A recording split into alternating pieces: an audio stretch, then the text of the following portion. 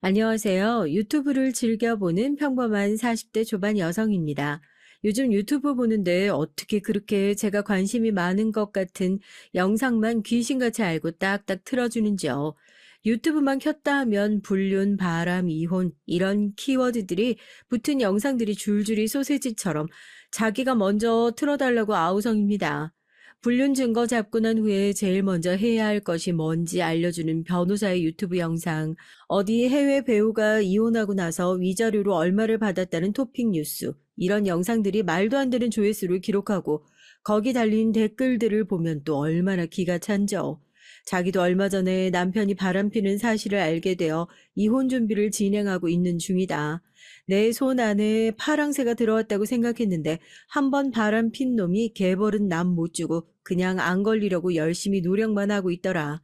이혼 관련해선 여자들이 한마음 한뜻이 되어서 서로 조언을 주고받고 있는 모습을 보니 참 기가 막히더라고요. 세상에 우리나라에 이렇게 바람피는 놈들이 많았나 싶고, 하긴 그렇게 쥐뿔도 없이 내내 멍청할 줄만 알았던 제 남편 놈도 바람이란 유혹에 못 참고 넘어가서 제가 예쁘게 잘 만들어 놓은 가정을 파탄낸 쓰레기였으니까 사람들 겉모습만 보고 믿을 게 하나 없다 싶기도 하고요. 여자가 경제권이 없으면 절대 안 된다고 이혼하고 나서도 우스운 꼴이 되기 쉽다는 한 댓글이 엄청나게 기억에 남습니다. 왜 우린 이렇게까지 내가 아니라 남이 잘못해서 이혼하는 마당에 어떻게 하면 내 걸 한 푼도 뺏기지 않을지, 어떻게 하면 내가 덜 피해 볼 수 있을지, 어쩌면 가해자들보다 더 머리 싸매고 고민을 하고 있는 것 같아 순간 억울함이 울컥하고 올라오는 순간도 있죠. 혹시라도 저와 같은 아픔을 겪으신 분들이 있다면 오늘 제가 들려드릴 사연 정말 재밌고 속 시원하게 들으실 수 있을 거라 장담할게요. 그렇게 자기 주제도 파악하지 못하고 깝치는 제 전 남편한테 대형 연 먹인 사건에 대해서 얘기해 보려고 하거든요. 엄청나게 비싼 변호사를 썼냐고요? 아니요. 그러면 뭐 잘못했다고 싹싹 빌 때까지 뺨을 올려붙이기라도 했냐고요? 뭐 영 틀린 소리는 아니지만 그건 역시 아니고요. 그럼 대체 어떻게 했길래 속 시원한 복수를 이뤄냈냐고요? 자멸이요, 자멸. 제 전 남편 놈이 저 죽을 날을 받아놓고 자기 묻힐 땅 곱게 삽질까지 한 아주 우스운 얘기입니다. 이런 것을 보면 권선징악은 다 죽었다고 나쁜 놈들이 오히려 잘 사는 세상이란 얘기가 마냥 맞는 얘기는 아닌 것 같아요. 저 역시 그런 상황에서 끝까지 착하게 살아남았고 결국 나쁜 놈이 벌을 받는 결말을 받게 됐으니까요. 사실 남편의 외도 사실보다 저에게 더 충격적이었던 것은 믿었던 남편과 시어머니가 저를 배신했다는 바로 그 사실 때문이었어요. 저희가 처음 만났을 때부터 지금까지 지나간 세월을 쭉 떠올려 보니까 어떻게 이 사람이 나한테 이런 행동을 할 수 있나 정말 속 깊고 치가 떨리는 배신감에 몸이 다 떨릴 때가 있다니까요. 제가 벌써 상경에서 사업을 시작한 지도 20년이 다 되어 가네요. 부모님께선 제가 아주 어렸을 때 두 분 모두 한날 한시 사고로 돌아가셔서 전 사진 속 저를 안고 계시는 부모님의 얼굴을 보고 어렴풋이 기억을 떠올릴 뿐, 뭐 별다른 추억이나 따뜻한 기억들, 남들 다 가지고 있는 그런 것들이 없다는 게 좀 아쉽긴 해요. 그래도 마냥 외롭지 않게 자랄 수 있었던 건 부모님의 빈자리를 어떻게든지 채워주기 위해 노력했었던 할머니와 친구처럼 함께 지냈던 언니가 있었기 때문입니다. 난 나중에 어른 되면 집에다 옷장 10개씩 놓고 살려고. 이리 와서 이거 봐봐. 이거랑 이거랑 이렇게 입으면 엄청 예쁘지 않아? 나 완전 텔레비전 나오는 사람 같지? 그 나이 또래 여자애들이 다 그랬겠지만 저희도 한창 예쁜 거 좋아하고 꾸미는 거 좋아하는 그런 평범한 여자애들이었어요. 어렸을 때부터 인형 옷 입히기 그렇게 좋아했었던 언니는 패션학과로 대학을 진학했고 그 당시에 아르바이트에서 벌었던 돈 300만 원을 가지고 옷 장사를 시작했습니다. 언니가 하는 거라면 뭐든지 똑같이 다 따라해야 성이 풀리는 저였기에 고등학교를 졸업하자마자 냅다 언니를 돕겠다고 저도 같이 사업에 뛰어들게 되었고요. 새벽 첫 차를 타고 올라가서 동대문 시장에서 사입 가방 들고 무시란 무시도 참 많이 당하고 저희 정말 힘들고 어렵게 지냈었네요. 언니, 우리가 모델 쓸 돈이 어딨어? 내가 그냥 옷 입고 언니가 사진 찍자. 그럼 되지 않을까? 시간도 없는데 내가 오늘 무조건 옷 10벌은 입고 사진 찍을게. 처음엔 거의 무일푼에 가까웠죠. 말이 좋아 쇼핑몰이지 이제 막 20대 초반인 여자 둘이서 할 줄 아는 게 뭐 얼마나 있겠어요? 옷 입고 사진을 찍어줄 모델도 없어가지고 제가 하루에 10벌, 20벌씩 옷을 갈아입어가면서 사진을 찍어서 인터넷에다가 홍보글을 올리고 새 옷을 얼마나 많이 입었는지 피부가 맨날 트고 간지러운 건 거의 일상이었고요. 그래도 언니랑 같이 일을 해서 그런지 철도 씹어 먹을 수 있는 나이라서 그런지 좋아하는 일을 해서 그런지 힘든 줄을 모르겠더라고요. 그렇게 열심히 노력을 하니까 조금씩 뭐가 팔리는 게 눈에 보이기 시작했죠.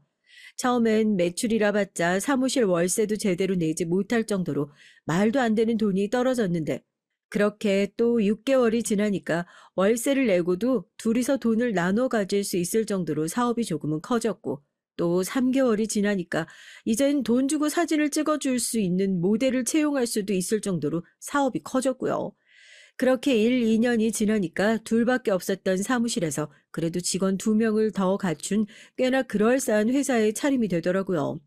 무식하게 노력을 하니까 뭐가 되긴 되는구나. 엄청 신기해 했었죠. 언니, 점심 훨씬 지났는데 밥 뭐 먹을 거야? 내가 밑에서 포장해가지고 올게. 그럼 다 같이 먹게 김밥 6줄만 넉넉하게 포장 좀 해와라. 난 떡볶이도. 저랑 시댁의 인연도 그때부터가 시작이었습니다. 저희 시어머니 사무실 밑에 있던 김밥집을 운영하시던 분이었어요. 왜 김밥 땡땡이라고 동네마다 있는 체인점 있잖아요. 저희는 맨날 일을 하느라 바쁘니까 김밥이든 분식이든 그런 간단한 것들로 끼니를 때울 때가 많았는데 늘 팔이 날리던 그 집에서 단골 손님으로 매일같이 눈도장을 찍었던 거죠. 김밥 포장하러 왔구나. 몇 줄 포장해줄까? 아이고, 나이도 젊은 아가씨들이 참 열심히도 일한다. 날도 추워졌는데, 자, 이거 기다리는 동안 저기 앉아가지고 귤 좀 까먹고 있어. 나도 오는 길에 저 시장에서 한 봉다리 산 건데 귤이 참 달고 맛있더라고. 어떻게 요즘 쇼핑몰이니 뭐니 하는 그건 잘 좀 되고 있고, 아이고, 그렇게 열심히 하는데 얼른 대박이 나야 될 텐데. 대박까진 뭐 바라지도 않고요. 그래도 저희 여기 오고 난 이후로 조금씩 잘 되고 있어서 정말 다행인 것 같아요. 이모가 항상 밥 잘 챙겨주셔가지고 그런가. 저희 언니도 맨날 감사하다고 그래요. 이모 손맛이 너무 좋아서 직원들이 어디 안 도망가는 이유가 점심 챙겨 먹으려고 그러는 것 같다고요.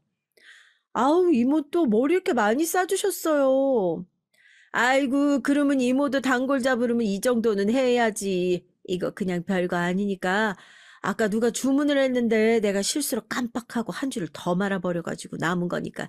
일하는 사람들이 든든하게 먹어야지. 안 그래? 여기 올라가서 밥 먹어.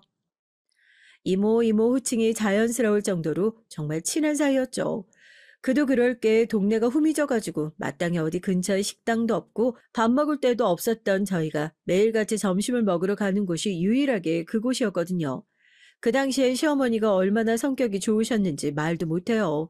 맨날 뭐 실수로 한 줄 더 말았다고 하는 김밥도 사실 그냥 애초에 저희 뭐 하나라도 더 챙겨주시고 싶으셔서 그냥 몇 줄 더 말아가지고 넣은 건지 다 알고 있었고요. 언니랑 저랑 타지에서 올라오기도 했고 어렸을 때부터 부모님 손길 못 받으면서 자라가지고 그런지 그렇게 사소하게 챙겨주는 정이 참 감사하더라고요. 아, 남들이 부모님한테 어렸을 때부터 사랑받고 자랐던 기분이 이런 거였구나 하고요. 그럼 남편은 그런 시어머니에게 소개를 받는 거냐고요? 아니요. 저 처음에 그 집에 아들이 있었는지도 몰랐어요. 그냥 가게에서 배달일 하시는 분이 생각보다 엄청 젊으시다. 그런 생각은 했었는데, 우리 아들이야 인사해 하고 웃으면서 얘기하시는 이모 덕분에 두 사람이 모자지간이라는 걸 알게 됐죠. 거기도 일찌감치 대학 가는 건 포기하고 어머니 일을 돕고 있다고 그러더라고요. 조금 다르긴 했지만 저희 사정이 꽤나 비슷하기도 했고 제대로 말을 해본 적은 없었지만 아, 저 사람도 나랑 비슷하게 살아왔구나 속으로 그런 동질감이 느껴져서 반갑기도 했었고요. 그러다가 본격적으로 친해지게 된 건 남편이 저희 집 일을 도와주기 시작하면서부터였던 것 같아요. 정확하게 말하면 제가 먼저 도와달라 부탁을 한 것이었지만요. 어머, 어떡하지? 아, 이거 택배 기사님이 챙겨갔어야 하는 건데 깜빡하고 놓고 가셨나 보다. 오늘 무조건 택배 나가야 되는 건데. 언니 그럼 얼른 줘. 내가 택시라도 타고 나가서 얼른 붙이고 올게. 조금 있으면 접수 시간 끝날 것 같은데. 아, 어떡하면 좋아. 왜 하필이면 이게 빠져가지고. 오늘 중에 택배사로 넘어갔어야 할 물건 하나가 사무실 바닥에 대굴대굴 굴러다니고 있더라고요. 아마 택배 기사님이 물품 수거해 가시면서 하나 빠뜨린 모양인데 퀵 기사님을 불러도 금방 배차가 될 것 같지 않고 이걸 어떻게 하나 발을 동동 구르고 있을 때 누가 불쑥 어디까지 가야 하냐고 자기가 그거 대신 가져다 주겠다고 얘기를 하더라고요. 저녁에 먹을 음식을 배달하러 사무실에 왔었던 남편이었습니다. 마침 지금 배달도 없고 바쁜 시간도 아니니까 금방 다녀오겠다고 그렇게 물건을 받아서 쑥 갖다 놓고는 저희가 내내 걱정하고 있을까봐 잘 가져다 놨으니까 걱정하지 말라고 얘기를 하더라고요. 고마워서 퀵비를 좀 넉넉하게 쳐드리려고 하니까 손사래를 치면서 괜찮다고 가게에 그렇게 자주 와주시는 것도 감사한데 단골 손님 도와준 셈 치겠다고 하는 겁니다. 어쩌면 그 엄마의 그 아들이라고 이렇게 인성이 좋을까. 그래도 뭔가 고마운 마음 살인을 하고 싶고요. 그때 마침 일하고 있는 게 규모가 점점 늘어나고 있었을 때라 퀵으로 물건이 왔다 갔다 해야 할 일이 많았었는데 이걸 여기다 부탁하면 서로 좋겠다 싶더라고요. 저희도 배달 갈 일이 그렇게 많지는 않고요. 요즘에 가게에 손님도 많이 줄어서 배달 나가셔야 할 일 그렇게 많지 않다고 저도 들은 것 같아가지고요. 배달 없으실 때만 들려서 저희 물건도 왔다 갔다 옮겨주시면 서로 도움되지 않을까 해가지고요. 믿을 만한 사람한테 맡기는 게 저희 입장에선 좋기도 하고요. 아휴, 그렇게만 말씀해 주시면야 저야 감사하죠. 먼저 나서서 챙겨주신다는 건데. 다들 어려웠을 때였으니까 서로 챙겨줘서 고맙다고. 그렇게 직원인 듯 직원 아닌 듯 저희 사무실을 들락날락하면서 일을 도와주기 시작했고, 처음엔 그냥 성격 좋은 사람, 같이 일하는 듬직한 직원이라 생각했던 그 사람은 1년 후 어느덧 저와 연인이 되어 알콩달콩 결혼을 준비하는 사이로 발전하게 됐습니다. 이제 막 사업이 빛을 발하고 있었던 때라서 절 알고 있던 주변의 지인들은 절 보고 너무 눈을 낮춰서 결혼하는 거 아니냐면서 조금 있으면 괜찮은 남자들이 결혼하자고 줄을 설 텐데 왜 그렇게 어려운 시댁에 나서서 들어가려고 하냐고 말을 보태기도 했었죠. 하지만 저 역시 어렵게 살아왔던 날들이 있었고 그때 시어머니와 남편이 얼마나 정신적으로 큰 의지가 되었는지 잘 알고 있기 때문에 겨우 돈 때문에 그 의리를 깨버릴 정도로 몰상식한 사람은 아니었고요. 언니도 정말 진심으로 결혼을 축하해 줬었어요.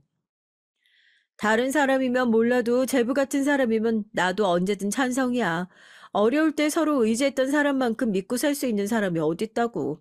너 결혼식 때 필요한 거 있으면 언니가 뭐든 다 지원해 줄 테니까 걱정하지 말고 쉬고 올려. 알겠지? 분식집 하면서 월세도 겨우 내고 있던 형편이었던 시어머니, 거기서 배달 일 하고 있었던 남편, 가진 게 뭐 얼마나 있었겠어요. 늘 가족에 대한 애착이 있었던 전 하루라도 빨리 결혼해서 아이를 낳고 행복하게 사는 것이 소원이었기에 남편과 일찌감치 결혼식을 올리고 살림을 합쳤으면 하는 바람이 있었지만 오히려 남편은 가진 것 하나 없는 상태로 결혼을 한다는 것이 영 미안하기만 했었던 것 같습니다. 돈이라도 조금 더 모으고 결혼을 했으면 좋겠다고 저한테 너무 의지만 하는 것 같아서 미안해하는 남편에게 프로포즈도 제가 먼저 했었네요. 당신 말대로 우리 아직 나이도 젊고 둘이서 열심히 살려는 의지만 있으면 먼 데를 못하겠어. 지금이야 당장 결혼식 올리는 돈도 부담스럽고 하겠지만 남들 앞에서 당당하게 결혼식도 올리고 하면 당신 말대로 열심히 살아야 될 의지도 더 생기고 하지 않겠어? 그러니까 돈은 걱정하지 말고 모자라면 모자란 대로 눈 좀 낮춰서 하면 되지 뭐. 어때? 결혼식 비용 그거 제가 다 냈습니다. 신혼여행은 생략했고요. 언니는 돈 때문에 그런 거면 신혼여행 비용은 자기가 내줄 테니까 걱정하지 말고 유럽으로 다녀오라고. 하다못해 가까운 제주도라도 갔다 오면 되지 않냐고 했지만 이미 결혼할 때 언니한테 도움 받았던 것도 많고 지금 한창 일이 잘 되고 있는 시기에 오래 자리를 비우는 것도 영 내키지가 않아서 정말 간단하게 식만 올리고 작은 아파트 하나 얻어서 살림을 시작하게 됐어요. 결혼식을 올렸다고 혼인신고 했다고 크게 달라지는 건 없더라고요. 다만 저희 두 사람의 책임감이 좀 더 강해졌다는 거, 자식 낳아서 안정적인 가정생활 하려면 지금보다 몇 배는 더 열심히 살아야겠다는 생각으로 정말 밤낮 없이 눈꽃 뜰 새 없이 일만 했습니다. 나중에 잘 되면 못 간 신혼여행 몇 배는 더 좋은 곳으로 다녀오자는 약속. 정확히 결혼하고 딱 3년 만에 지켜냈네요. 언니랑 같이 꾸준히 해왔었던 사업은 그야말로 대박이 났고 몇 배는 더 커진 사무실, 월세가 아닌 매매로 계약을 하면서 묵묵하게 열심히 살다 보니 이렇게 좋은 날도 오는구나. 남편이랑 눈물 그렁그렁하며 밥솥 안고 들어가던 것이 엊그제만 같네요. 당신 그 오토바이 얼른 팔아버려. 우리가 이제 일이 많이 어려워진 것도 아니고 당신도 정식으로 회사 들어와서 무슨 일이든지 같이 해봤으면 좋겠어서 사람 상대도 잘하고 성격도 좋으니까 영업일을 해보는 건 어때? 우리도 이제 사업 확장을 해야 하니까 거래처 가서 홍보하고 영업하고 그런 사람이 마침 필요했었거든.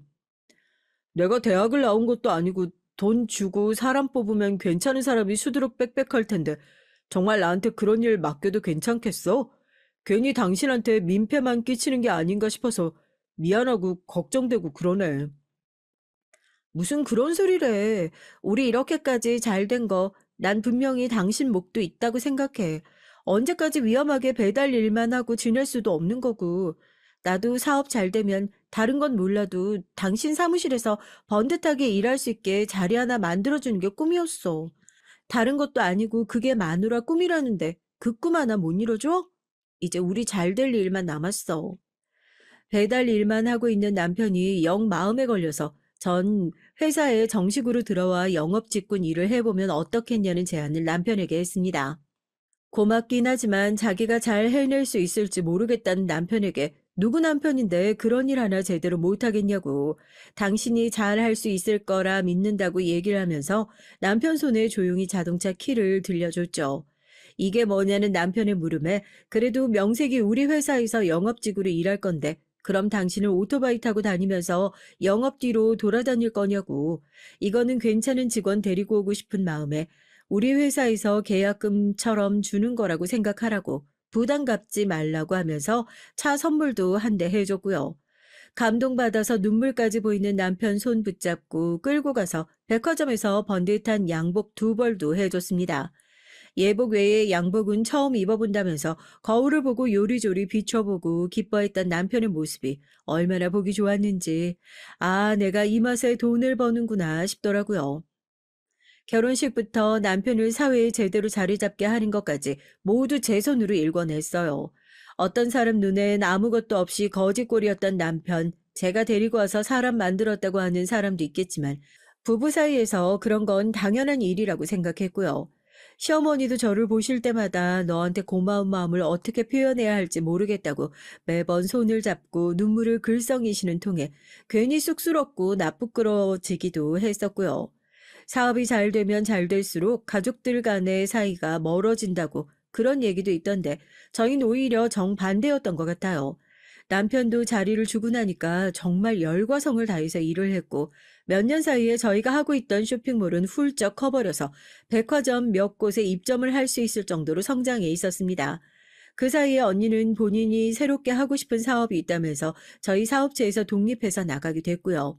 물론 언니 나갈 때 언니 몫은 제대로 챙겨줬고 그렇게 전 언니로부터 대표 자리를 넘겨받게 됐습니다. 오늘 바빠서 직원들 중에 점심 못 챙겨 먹은 사람들도 많다며? 아무리 그래도 밥은 잘 챙겨 먹고 해야지. 김밥 싸가지고 온 거 여기 놔둘 테니까 이따가 배고픈 사람들 챙겨가서 먹으라고 그래라. 알겠지? 아, 너는 어째 날이 가면 갈수록 살이 더 빠지는 것 같다. 보약이라도 한 재 지어서 챙겨 먹어야 하려나. 아이고, 큰일하는 사람이 얼굴이 이래서 원. 아, 어머님, 이렇게 안 챙겨주셔도 되는데 지금 한창 바쁠 시간 아니에요? 괜히 저희 때문에 매번 귀찮게 해드리는 것 같아서 죄송스러워서 어떡해요. 이따가 내려가서 계산할게요. 계산은 무슨, 우리 며느리 밥 챙겨주면서 몇 줄 더 싼 것뿐인데 그동안 너한테 받은 게 얼만데 아 이런 거라도 해야 나도 마음이 편하지 않겠니? 바쁜데 나도 얼른 가보마. 시어머니와 사이도 여전히 돈독했고요. 직원들은 저와 시어머니의 사이를 보면서 저렇게 사이가 좋은 고부관계는 처음 본다고, 나라에서 결혼 장려 영상으로 사장님 다큐멘터리 찍어가지고 보여줘야 한다고 할 정도로 서로 정말 살뜰하게 챙겼죠. 저도 매번 바쁜 어머님에게 받기만 하는 것 같아서 미안했는데 남편은 어떻겠어요. 결혼하고 본인은 이제 번듯한 직장도 생기고 잘 먹고 사는 것 같은데 어머니는 아직도 하루 종일 서서 김밥만 말고 있는 모습이 영 마음에 걸리고 미안했었나 봅니다. 저한테 먼저 말을 꺼내더라고요. 당신한테 이런 얘기하는 게 미안하기도 한데 엄마 계속 저렇게 일하는 거 나도 영 마음에 걸리고 불편해서 사실 지금 엄마 가게도 많이 어렵고 손님도 없고 해가지고 하루 종일 서서 저렇게 일만 하셔도 월세만 겨우 내고 있는 상황이래. 장사 그거 잘 되지도 않는 거 빨리 접고 그냥 쉬면 안 되겠냐. 이런 얘기를 해도 괜히 자식한테 나중에 손 벌리고 짐 지는 거 싫다고 고집을 피우시니까 우리가 어머니 생활비를 조금 챙겨드리면 어떨까 하고 주머니에 돈 없으면 항상 불안해하시는 분이니까 차라리 우리가 그 돈을 챙겨드리면 저렇게 악착같이 일하시는 일은 없지 않을까? 아들과 며느리는 먹고 살만해졌는데 시어머니는 여직 김밥집에서 하루 종일 서서 힘들게 일을 하고 있는 모습이 저도 영 마음이 편치만은 않았기에 남편이 하는 얘기가 그렇게 기분 나쁘게 들리지도 않았고, 당신 생각이 그렇다면 그렇게 하자 하고 선뜻 시어머니에게 생활비를 보내드리기 시작했습니다. 정말 가족 같은 사이였고 그동안 고생했던 것들도 있으니까 놀러 다니시고 편하게 지내셨으면 좋겠다 하는 마음에 어지간한 회사원 월급만큼이나 생활비도 챙겨드리고 급할 땐 쓰시라고 제 카드도 따로 챙겨드릴 정도였어요. 이 정도면 전 정말 며느리를 넘어서 딸처럼 시댁에게 잘했다 그렇게 생각하거든요. 그건 아마 제가 생활을 하는 것을 본 사람이라면 누구든 공감했을 겁니다. 저라고 그 돈이 크지 않은 게 아니었거든요. 아무리 대표라고 하더라도 직원들 월급 나눠주고 또 다음에 해야 할 일이 있으니 살림은 조금 빠듯하게 하더라도 회사에 돈 떨어지는 일 없게 해야 하고 나중에 낳을 아이 생각도 해야 하니까요. 가난하게 살았던 어린 시절을 내 자식한테 절대 물려주는 일 없어야지 하는 생각으로 아끼고 또 아끼면서 살았죠. 정작 그렇게 남편과 시어머니는 살뜰하게 챙기면서도 저한테 꼭 필요한 건 몇 번이나 고민하고 장바구니에 넣었다 뺐다 몇 번을 반복하다가 살 정도로 아끼고 또 아꼈습니다. 네 덕분에 요즘 편하게 잘 지낸다. 오늘은 어디를 갔다 오고 이번엔 이걸 샀네 뭘 샀네 자랑하시며 기뻐하시는 시어머니의 모습을 보는 것. 당신 아니었으면 우리 가족 정말 어떻게 살았을지 모른다고, 자기가 세상에서 제일 잘한 것이 결혼한 것 같다고 웃는 남편을 보는 것으로도 세상을 다 가진 것처럼 기쁜 날들이 있었습니다. 정말이에요. 하지만 제가 놓친 것이 있더라고요. 사람은 절대 한결같을 수 없다는 거. 그리고 모든 사람들이 저와 같은 생각으로 사는 것만은 아니라는 것이요. 회사가 커지고 제가 벌어들이는 돈이 커지면서 시어머니와 남편은 조금씩 변하기 시작했던 것 같아요. 아니, 이미 결혼을 했던 순간부터 조금씩 변하고 있었는데 제가 눈치채지 못한 거일 수도 있겠지만요. 시어머니와 남편 역시 저와 마찬가지로 제가 행복한 모습만 보면 만족할 거라 생각했는데 그게 아니라는 걸 서서히 깨달아가기 시작했습니다. 돈이란 게 그래서 참 무서운가 봐요. 여보, 나도 그래도 회사에서 일한 지 꽤 됐는데 이번에 연봉 계약할 때 그래도 좀 더 받아도 되지 않을까 싶어서. 아니 사실 부부끼리 이런 얘기 하는 것도 좀 멋쩍다 싶긴 한데 요즘 영업 나가면 사람들이 나보고 뭐라고 하는 줄 알아?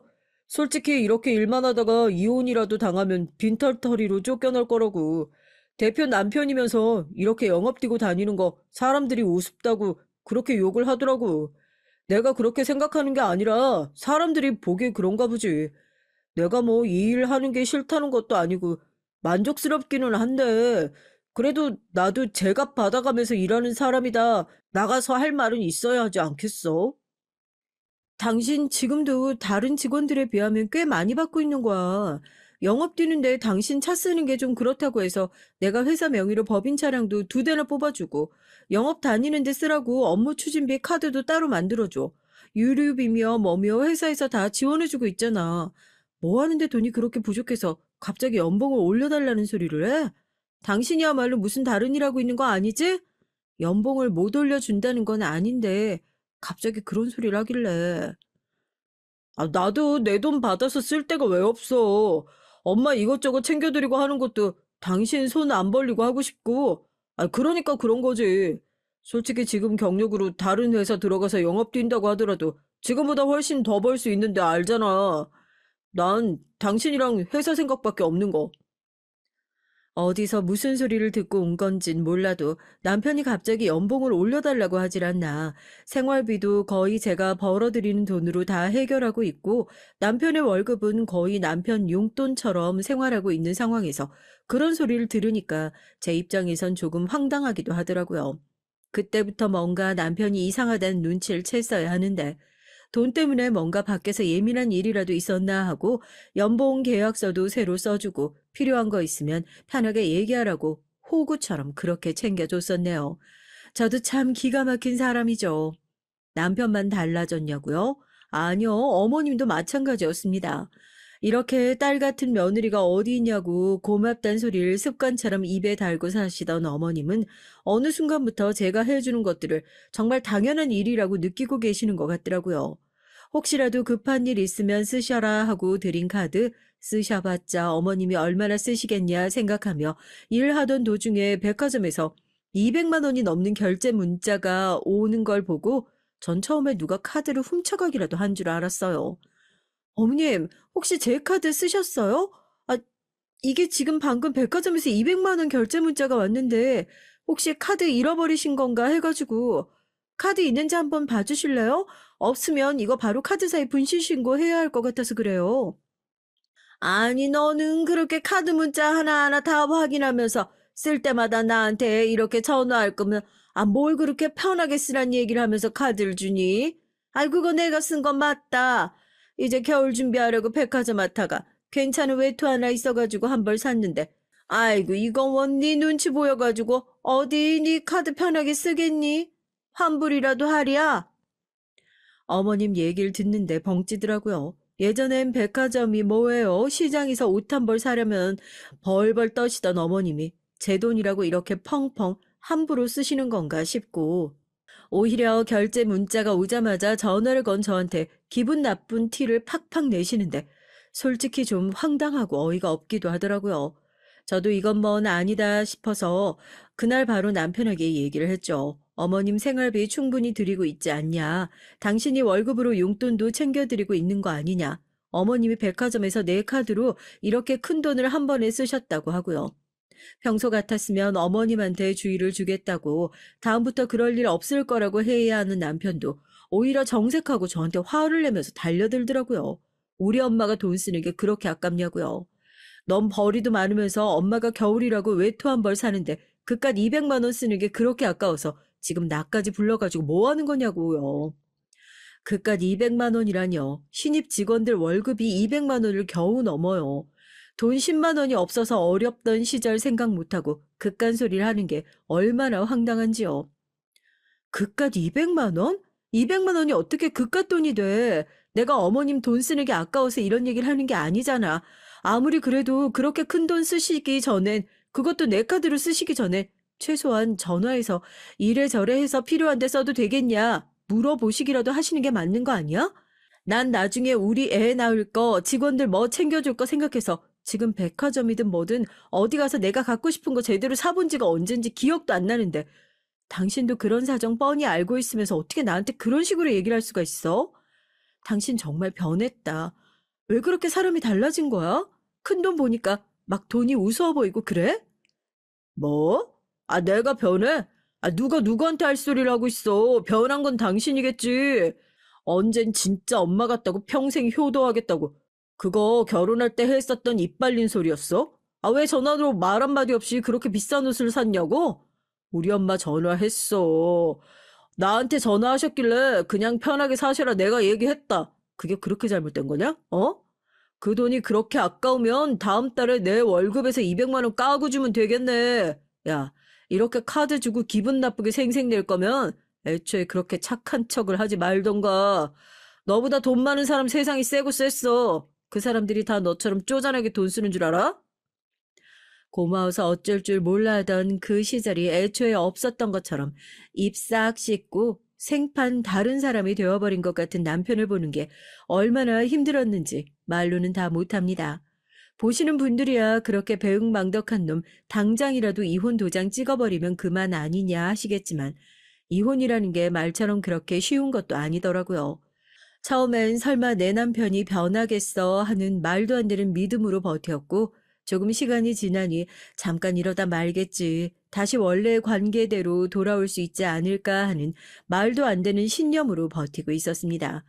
힘든 시절, 좋은 시절 다 함께 있었던 사람이 하루아침에 등을 돌리는 것이 보통의 사람들이라면 쉽게 이해하고 받아들이고 그래 이혼하면 그만이다 할 수 있는 그런 일은 아니더라고요. 이러지도 못하고 저러지도 못하고 남편이랑 시어머니가 대체 하루아침에 왜 저렇게 변해버린 건지 언니 말대로 돈이 많아지고 나니까 원래 저랬던 사람들 본색을 드러내게 된 건지 했는데 얼마 지나지 않아서 전 남편과 시어머니가 왜 그렇게 하루아침에 다른 사람으로 변해버린 건지 그 이유를 알게 됐어요. 아무것도 몰랐을 땐 차라리 이유라도 알았으면 좋겠다. 그러면 내 속이 조금 덜 답답하겠다 싶었는데 막상 이유를 알고 나니까 더 기가 차던걸요. 지선아, 잘 지내고 있지? 너 별일 없는 거 맞지? 내가 정말 혹시나 하는 마음에서 물어보는 건데, 혹시 너 남편이랑 요즘에 뭐 문제 있니? 내가 잘못 봤다 생각은 하고 있는데, 정말 너 걱정되는 마음에 물어보는 거야. 너네 남편 어제 어디 가 있었어? 뜻밖의 연락은 친구를 통해서 받게 됐어요. 명숙이라고 어렸을 때부터 한 동네에서 같이 지내던 친구였죠. 평소에 자주 연락을 하는 사이도 아니었고 결혼식 때 얼굴 보고 나선 한 번 연락이 없던 애가 뜬금없이 저한테 전화를 걸어가지고는 남편이랑 사이는 괜찮냐느니 요즘에 부부 사이에 뭐 문제는 없냐느니 하는 식으로 묻더라고요.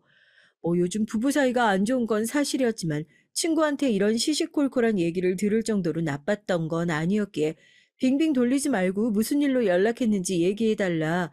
남편 어제 영업 때문에 내내 밖에 나가 있다가 퇴근 시간 맞춰서 잘 들어왔다 얘기했죠. 하지만 이어지는 명숙이의 얘기 너무 충격적이어서 얘가 지금 무슨 소리를 하는 건가 전화기만 붙들고 눈만 꿈뻑거릴 수밖에 없더라고요.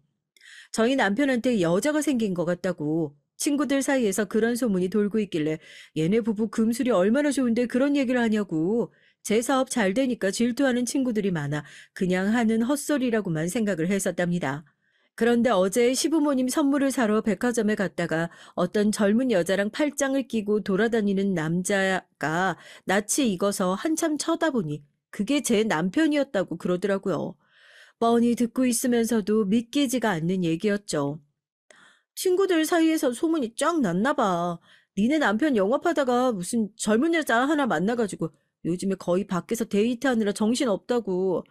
너 혼자만 모르고 있는 것 같아서 내가 정말 걱정되는 마음에 얘기해주는 거야. 여자가 무슨 중견기업 딸이라고 백화점에 가기만 하면 돈을 그렇게 많이 써제낀다고 그러던데 너 혹시 뭐 아는 거 없어? 금시초문이야? 그제서야 남편의 행동들이 모두 이해가 가더군요. 갑자기 커진 씀씀이며 마치 자기가 무슨 억만장자라도 된 것 마냥 이런 푼돈 가지고 자기한테 이래라 저래라 하지 말라고 그렇게 굴던 모습. 그게 모두 부자인 상간녀를 만났기 때문에 가능한 일이었나 봅니다. 명숙인 저한테 정신 똑바로 차리라고 혹시 몰라 자기가 증거사진도 다 남겨놨고 저희 시어머니 선물을 산다고 어쩌고 저쩌고 하면서 근처에서 다정하게 얘기하는 걸 녹음까지 해놨으니까 이혼 소송할 때 필요하면 언제든지 연락만 달라고 그러더군요. 정신이 하나도 없는데 고맙다고 저도 자초지종을 알아보겠다고 하고 전화를 끊었어요. 그때의 충격과 배신감을 어떻게 말로 다 표현할 수가 있을까요? 내가 어떤 마음으로 지금까지 열심히 살고 있었는데 남편도 시어머니도 나한테 소중한 가족이다 생각하고 이 가족들 잘 먹고 잘 살게 해주겠다는 일념 하나로 지금까지 아등바등 노력해왔던 것들이 모두 헛짓거리였던 것만 같아 맥 빠진 웃음만 나왔습니다. 명숙이가 보내준 사진과 녹음을 확인해보니 더욱 기가 막힐 노릇이더라고요. 잘못 본 것이겠지 하고 믿었던 마음은 사진 속에서 다른 여자와 팔짱 끼고 환하게 웃고 있는 남편의 얼굴을 보자마자 그야말로 산산조각이 났어요. 그때 거래처 접대를 한답시고 회식 자리를 갖겠다던 남편이 집으로 돌아왔죠. 거실에 앉아서 핸드폰을 보고 기가 차서 웃고 있는 절 보고 청승맞게 뭐하고 앉아있는 거냐면서 핀잔을 주길래 제가 물었습니다. 너 요즘 바람 피냐고. 차라리 변명이라도 하길 바랬는데 어쩜 그렇게 뻔뻔할 수가 있을까요? 남편을 언젠가 걸릴 줄 알았다는 듯이 뻔뻔하게 한숨을 쉬면서 가방을 내려놓고는 이미 뭐 다 알고 물어보는 거 아니냐고. 그냥 조용히 이혼하자고. 무슨 다음날 점심 메뉴 고르듯이 아무렇지도 않게 이혼 얘기를 꺼내더라고요. 배신감에 치가 떨리고 기가 막혀서 벌떡 일어나 남편의 따귀를 시원하게 날려버렸습니다. 뺨을 얻어맞고도 정신을 못 차렸는지 계속해서 헛소리를 하더라고요. 이제 진짜 갈 때까지 가는구나. 그래, 나도 어차피 이혼할 마당에 뺨이라도 한 대 얻어 맞아주는 게 속이 좀 편하겠다 싶네. 야, 나도 이제 네 그늘에서 좀 벗어나서 살아보자. 어? 이미 다 알고 물어봤을 거 아니야. 나 요즘에 만나고 있는 여자, 너보다 훨씬 젊고, 너보다 훨씬 예쁘고, 너보다 돈도 훨씬 더 많은 사람이야. 그런 사람이 나한테 팔짱 끼고 내가 최고라고, 어? 능력에 비해서 부족하게 사는 것 같다고 그러는데, 넌 나한테 그런 말 한 번이라도 해준 적 있어? 나도 이제 내 인생 좀 살자, 어? 거지 같은 것들. 인생 허우적거리고 있을 때 구제해주니까 감사하다고 이 은혜 평생 잊지 않겠다고 할 땐 언제고. 이제 와서 뭐? 이혼을 해줘? 내 그늘에서 벗어나서 네 인생을 살고 싶어? 야, 너 한 번이라도 내 생각을 해본 적이 있긴 있니? 하긴 그렇게 생각이 깊은 놈이었으면 애초에 마누라 두고 바람 피울 뻔뻔한 생각은 하지도 않았겠지. 누구 좋으라고 이혼을 해줘? 어? 네 상간녀가 뭐 그렇게 부자야? 야, 그럼 너 위자료로 10억 들고 와. 내가 10억 받으면 너랑 깔끔하게 이혼해주고 소송이니 뭐니 귀찮게 안 할 테니까. 너 그럴 돈 있어? 이혼도 돈 있고 여유 있는 사람들이라는 거야. 네가 아니라 내가 하자고 해야 하는 거고. 10억이요. 솔직히 그냥 화가 나서 욱하는 마음에 저도 질렀던 액수였습니다. 이혼하고 재산 분할 제대로 받을 수 있는 사람이 얼마나 있겠어요. 오히려 전 이혼을 생각하는 마당에 제 재산이 뜯기지 않을까 걱정해야 하는 상황이었는데요. 남편은 부자라는 그 상간녀가 어지간히 믿는 구석이었는지 저한테 말 바꾸지 말라고 그깟 10억 그냥 갖다 주면 될 거 아니냐고 버럭 소리를 지르면서 그대로 가방을 챙겨 들고 문을 쾅 닫고 나갔습니다. 그리고 나서 3일 동안 집에 들어오지도 않고 회사에도 출근하지 않던 남편 대신에 절 찾아온 건 시어머니였죠. 얘기 들었다. 내가 너한테 고마운 것도 있고 끝날 마당에 서로 얼굴 붉혀서 좋을 게 뭐 있겠니? 너 그랬다며 10억 주면 우리 가족한테 깔끔하게 떨어지겠다고. 사업 잘 돼서 돈 욕심이라는 거 이제 더 없을 줄 알았는데 하여튼이 있는 것들이 더하다니까. 자, 여기 네가 말한 10억이다. 서로 소송이니 뭐니 지저분한 짓 안 하겠다고 꼭 각서 한 장 쓰고 돈 받았으니까 이제 깔끔하게 헤어져라. 내 말 무슨 소린지 알겠니? 시어머니까지 나서서 그렇게 돈까지 내밀며 헤어져 달란 소리를 하니 더욱 기가 막히더라고요. 제가 어떤 마음으로 모셨었는데 사람을 이딴 식으로 배신하나 거기서 더 악지르고 싸우고 싶었지만 이제 저도 다 끝내고 싶고 그만하고 싶은 마음에 돈 받고 깔끔하게 각서 써줬어요. 각서 쓰는 내내 이렇게 지독한 애가 며느리로 들어와서 그동안 우리 아들이 기도 못 펴고 살았느니 어쩌느니 그런 얘기를 하길래 제가 그랬죠. 양심이 있으면 입 좀 다물라고요. 사람이 양심 없는 거 그렇게 내뱉는 것도 뻔뻔하지 않아요? 원하는 대로 이혼해 줄 테니까 다시는 내 눈앞에 나타나지도 말아요. 그 더러운 돈 그동안 고생했던 내 인생의 위자료다 생각하고 나도 추잡한 개싸움은 안 할 테니까 당장 꺼져요. 서로 조용히 이혼하겠다는 각서까지 받아든 시어머니는 절 흘겨보면서 혀를 끌끌 차고 제 집에서 나갔습니다. 모든 것이 끝이 났다고 생각했죠. 어떻게 새 시작을 해야 하나 이런 생각도 그땐 하지 않았어요. 마음 한구석이 뜯겨나간 것처럼 괴롭고 힘들기만 했죠. 10억이라는 큰 돈이 생겼는데도 하나도 기쁘지가 않더라고요. 왜 나한테만 이런 시련이 오나. 정말 다 관두고 싶다. 잠도 오지 않는데 그래서 회사 출근은 해야지 하면서 억지로 눈을 감았습니다. 다음날 어떤 재밌는 광경이 제 앞에 펼쳐질 거라고는 상상도 못한 채 말이죠. 지선아, 자고 있었니? 야, 지금 난리다 난리. 니네 남편 말이야. 명수가, 걔 내 남편 아니야. 나 어제 남편이랑 이혼하겠다고 시어머니한테 각서까지 써서 냈어. 이제 그놈한테 무슨 일 생기든지 신경도 안 쓰고 그냥 내 갈 길 가려고 하니까 너도 괜히 쓸데없이 증거 잡는답시고 귀찮게 움직일 필요 없어. 나 정말 괜찮아. 뭐? 이혼을 해? 그래서 저 지랄이었구나. 너 지금 내가 주소 하나 찍어줄 테니까 얼른 거기로 가봐. 네 남편이랑 바람 피웠다는 그 중견기업 부잣집 딸내미 있잖아. 걔 완전히 꾼이었나 봐, 꾼. 애는 참 꾼이 무슨 꾼이겠어? 사기꾼이란 얘기지. 아, 이 남자 저 남자한테 네 남편한테 그랬던 것처럼 접근해서 결혼하면 뭐도 주고 뭐도 주고 하겠다고 그렇게 입을 털고 다니던 게 다 사기였나 봐.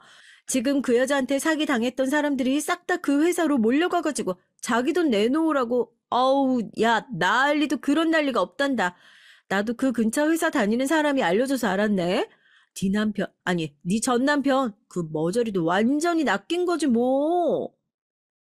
단잠을 깨운 것은 명숙이의 전화였습니다.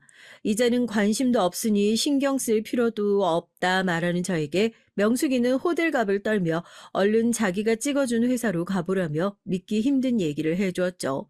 남편의 상간녀가 부잣집 딸이 아닌 그냥 사기꾼이었단 겁니다. 어떻게 이렇게 말도 안 되는 일이 있을 수 있지 하고 얼른 차를 운전해 회사로 달려가니 익숙한 두 사람이 보이더라고요. 바로 저희 시어머니와 남편이었습니다. 두 사람은 아마 진짜 딸로 보이는 여자 한 명을 붙들고 이게 무슨 일이냐고 이럴 순 없다고 거의 오열을 하고 있었고 회사 앞에는 여자한테 속았다는 남자 여러 명이 망연자실하며 주저앉아 있고 경찰에 전화를 하고 아수라장이었죠. 당신 이름이 뭐라고요? 김주현이요? 아니, 그럴 리가 없어. 그럴 리가 없다고. 그 여자가 분명히 자기가 김주현이라고. 그럼 내 돈은 어떻게 된 거야? 어? 아, 자기가 이 집 딸이라고 분명히 결혼만 하면 몇 배는 더 불려서 돌려준다고 하면서 가져간 내 돈. 아이고, 못 살아. 아, 이게 무슨 말도 안 되는 일이야. 내가 그 말만 철석같이 믿고 우리 아들이 이혼시킨다고 여기저기서 빌려가면서 만들어서 갖다 준 돈이 자그마치 10억이야, 10억. 가게 보증금이며 뭐며 전부 다 빼가지고 싹 다 그녀한테 갖다 줬는데. 아이고, 어쩌면 좋아, 어? 우리 이제 어쩌면 좋아. 완전히 망했다, 망했어. 아니, 지금 무슨 소리를 하시는 거예요? 제가 김주현이라고요. 결혼이요? 그게 무슨 말도 안 되는 소리를. 어디서 사기를 당하고 오셔가지고 지금 회사에서 일도 제대로 못하게 절 붙들고 이게 뭐 하는 짓이에요? 아빠, 얼른 경찰에 신고 좀 해줘. 이 사람들 완전 미친 사람들이야. 무슨 결혼이니 뭐니 말 같지도 않은 소리를. 여자를 붙들고 그럼 자기 돈은 어떻게 되는 거냐며 펑펑 울고 있는 남편. 무리해서 있는 돈 없는 돈 끌어다가 10억을 만들어서 절 가져다 준 시어머니도 바닥을 치면서 오열을 하고 난리가 났더군요. 네, 맞아요. 두 사람은 사기꾼의 노름에 보기 좋게 속아 넘어가 버린 것이었죠. 저도 명숙이에게 나중이 되어 자초지종을 들어서 알게 된 얘기였지만 그 여자 전과가 이미 어마어마하게 많은 사람이었답니다. 그 짧은 시간 동안 빼돌린 돈은 하늘로 솟은 건지 땅으로 솟구친 건지 찾을 수도 없는 상황이고 자긴 돌려줄 수 있는 돈이 없으니 그냥 감옥에 가겠다 배째라고 있었나 봐요. 그러니까 결국에 두 사람이 부잣집 딸에게 갈아타서 팔자 한번 제대로 고쳐보겠다는 그 말도 안 되는 욕심 가득한 계획도 완전히 수포로 돌아가게 된 것이었죠. 그 광경을 보는데 정말 막힌 속이 싹 뚫리는 것처럼 어찌나 고소하고 시원한지 사람들이 울고 불고 난리통인데 전 그 가운데서 웃음 참느라 아주 혼났다니까요. 아이고, 아이고, 새아가. 아이고, 내가 이거 아주 큰 실수를 했다. 큰 실수를 했어. 돈만 보고 눈이 어떻게 돌았는지. 내가 너한테 말도 안 되는 소리를. 우리 이제서라도 다시 잘 시작해보자, 응? 아유, 그동안 사이도 좋았고. 네가 그랬잖니? 우리가 아니면 누가 가족이겠냐고. 가족이요? 헌신짝처럼 내다버리는 게 언제부터 가족이었다고요? 왜요? 부자인 며느리 보신다고 그렇게 좋아하시더니 계획이 잘 안 풀리셨나 봐요. 그런데 어떡해요? 이미 각서까지 쓰고 지장까지 다 찍었는데. 다신 이혼 가지고 왈가왈부 안 하고 서로 귀찮게 안 하겠다고 저랑 각서까지 쓰고 지장까지 다 찍으셨잖아요. 아니, 그러니까 왜 엄만 그딴 각서를 써가지고. 여보, 내가 정말 미안해, 응? 아, 남자가 살다 보면 그런 실수 할 수도 있는 거 아니겠어? 이제부터 정신 차리고 정말 똑바로 살 테니까. 내가 그런 실수 다신 안 할 테니까. 제발 나 한 번만 용서해줘, 응? 두 사람은 뒤늦게 회사 앞에 찾아온 절 발견하고 눈물 콧물 범벅이 돼서 무릎을 꿇고 애걸복걸 사정을 하기 시작했어요. 제가 각서를 운운하면서 무슨 말도 안 되는 소리를 하시냐. 이제 다 끝났다 얘기를 하니 서로 네 탓이니 엄마 탓이니 하면서 싸우는 모습을 보고 아, 이렇게 돈 때문에 돌아서는 얄팍한 모잘. 진작에 가족이라 생각 안 하고 덜어내버린 제가 제일 현명하구나 싶었다니까요. 여보는 누가 네 여보야. 땡전 한 푼이라도 돌려받고 싶으면 저기 너처럼 속아 넘어간 남자들이랑 다 같이 합심해서 열심히 잘 고소해봐라. 응?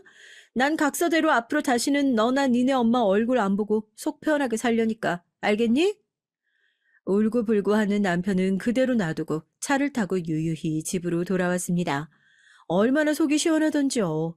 그래서 전 지금 예정대로 잘 이혼하고 편안한 마음으로 혼자가 되어 사업체 잘 꾸려나가면서 지내고 있어요. 빚까지 내서 저한테 돈 퍼다 준 시댁은 여기저기 빌린 돈 제대로 갚지 못해서 개인회생 준비를 하고 있다는 소식을 얼마 전에 전해 들었네요.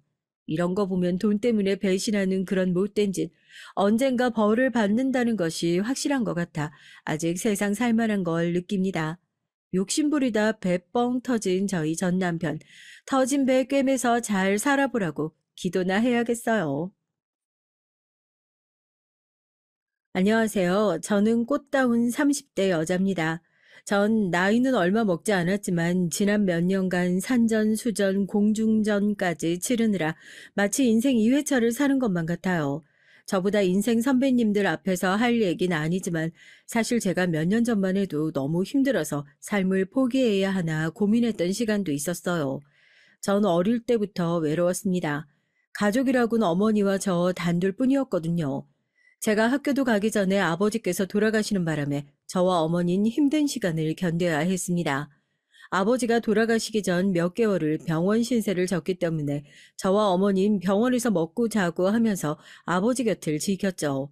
그 기억이 어린 저에게도 강렬했는지 지금까지도 병실 침대에 누워 계신 아버지 얼굴이 선명하게 떠올라요. 그래도 다행이죠. 어릴 때 부모님이 돌아가시면 얼굴이 잘 떠오르지 않아 속상하다는 사람들도 많은데, 전 그래도 돌아가시기 전까지 병원에서 같이 먹고 같이 자면서 보낸 시간이 모두 다 추억으로 남아있거든요. 지금 생각해보면 아버지도 대단하신 게 큰 수술도 2번이나 받고 병원에서도 오래 계셨는데도 힘든 내색을 한 번도 하지 않으셨어요.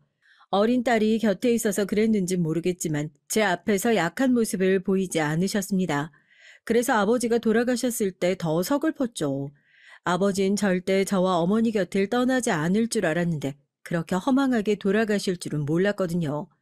아버지가 돌아가시고 어머니는 더 힘든 시간을 견뎌야 했습니다. 절 학교에 보내고 곧바로 시장에 나가 장사를 하셨어요. 처음엔 점포도 없어서 작은 리어카에서 김밥을 싸고 커피를 타서 시장 사람들에게 파는 일을 하셨죠. 제가 학교에 다녀올 시간이 되면 밥을 챙겨주시고 다시 동네 식당에 일을 하러 나갔습니다. 자물쇠 밖에서 엄마가 잠그고 다녀올 거니까 밖에서 누가 문 열어보라고 두드려도 절대 안에 있는 내색하면 안 돼. 무슨 일 있으면 엄마 일하는 식당으로 바로 전화하고, 알았지? 지금은 상상도 할 수 없을 정도로 작고 낡은 집에 엄마와 제가 살았어요. 아버지가 병원에 계시면서 원래 살던 집을 팔아 모두 다 병원비로 써버렸거든요. 집이 얼마나 좁은지 집안에 화장실도 없었어요. 집 밖으로 나가 공동 화장실을 사용해야 하는데 어머니가 일하러 나가시면 제가 혼자 갈 수 없으니 어머니는 항상 방 안에 요강을 두고 나가셨죠. 아직도 기억이 나는 게 어머니께서 절 집에 혼자 두고 식당에 나가는 걸음이 떨어지지 않았는지 밖에서 자물쇠를 잠그고 몇 번이나 자물쇠를 확인하는 소리가 났어요. 지금도 그 마음이 어땠을지 생각하면 눈물이 왈칵합니다. 어머니는 식당에서 일하고 돌아와서도 다음날 팔 김밥 재료를 손질하시고 새벽이 돼서야 잠이 드셨죠. 제가 아무리 낡고 허름한 집에 살고 혼자 있는 시간이 무섭고 외로워도 어머니에게 투정조차 부릴 수 없었던 게 어머니가 제 앞에서 한 번도 힘든 내색을 안 하셨어요. 아침이면 벌떡 일어나 제 밥을 차려주셨고 학교에서 행여나 친구들한테 아버지 없는 애라고 놀림이라도 받을까봐 옷이며 운동화도 항상 깨끗한 새 것으로 사주셨습니다. 그런 부모님 밑에서 자라서인지 저도 언제나 씩씩하고 밝게 보이려고 노력했어요. 어머니께서 저 키우며 돈 벌기도 힘든데 저까지 힘들게 하고 싶지 않았거든요.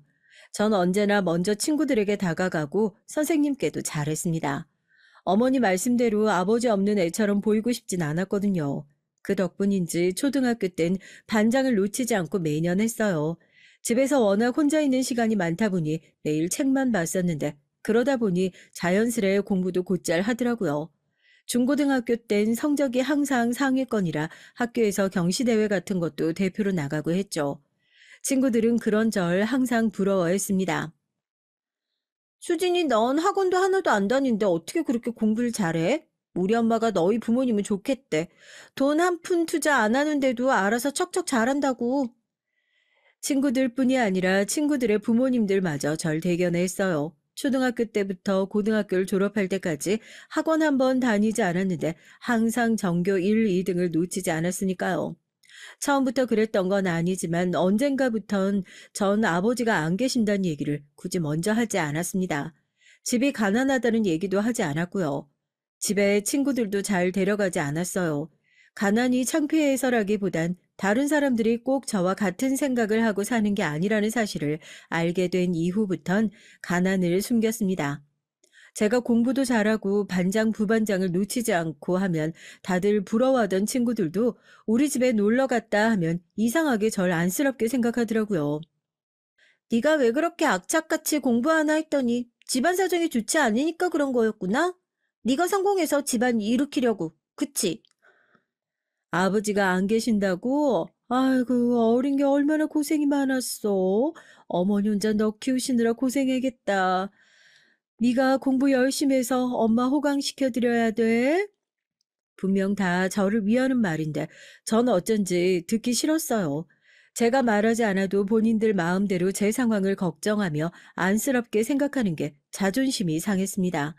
선생님들도 마찬가지였고요. 처음엔 공부도 잘하고 성실하다고 예뻐하시던 분들도 우리 집 사정을 알고 나시면 좀 달라지시더라고요.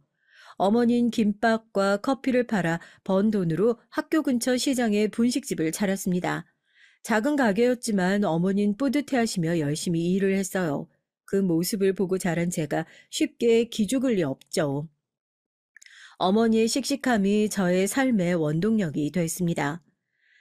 어머니가 아무리 먹고 살기 바쁘셔도 그렇지. 그래도 수진이 네가 명색이 반장인데 너희 어머니 학교에 너무 신경 안 쓰시는 거 아니니?